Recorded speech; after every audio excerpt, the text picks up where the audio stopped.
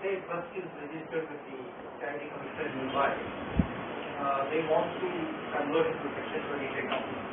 There is no procedure laid down under the law for converting one entity to another. What you can do is, while the trust is there, create a Section 25 company. Over a period of time, then close down this trust, because the trust can give by way of donation to this company, because it will have similar objects, and that's the only way. But because when you're talking of a trust, it is registered with the state government, Charity Commissioner, Law and Judiciary Department of Maharashtra, whereas ROC comes under, different things. So there is no provision in law for converting. So if you decide that you want to convert one entity, you create the other one, get it all established, get it registered, get your 12A, ATG, everything. When it is in place, the old one can pass on all its surplus, etc. to this organization and then choose to wind up. Okay, let me explain first of all that there is a clear specific provision under the Societies Act for dissolution. There is a clear specific clause under the Companies Act for dissolution. But where a trust is concerned, there is no provision.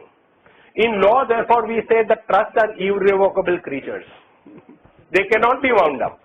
But having said that, one can create, there are certain loopholes that people use by creating it as a defunct trust or a moribund trust, where all the funds, assets, properties are exhausted, and then you can, let's say, file a change report with the Charity Commissioner to state that after the final audit stating that there is no income, expense left, no liability is left, and this trust is to be treated as a defunct or moribund trust. And some trusts have gone through that process and as good as wound up.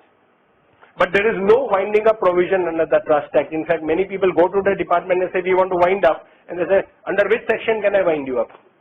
See, in law, everything is run by section. It's like you go to a police station, they say, under what section should I book this person? Everything is run by section and jurisdictions. So there are issues around jurisdiction and issues around no provision under the Act of 1950 or the rules of 51 to wind up a trust. No, that is donations from one entity to another is absolutely possible. That's never an issue.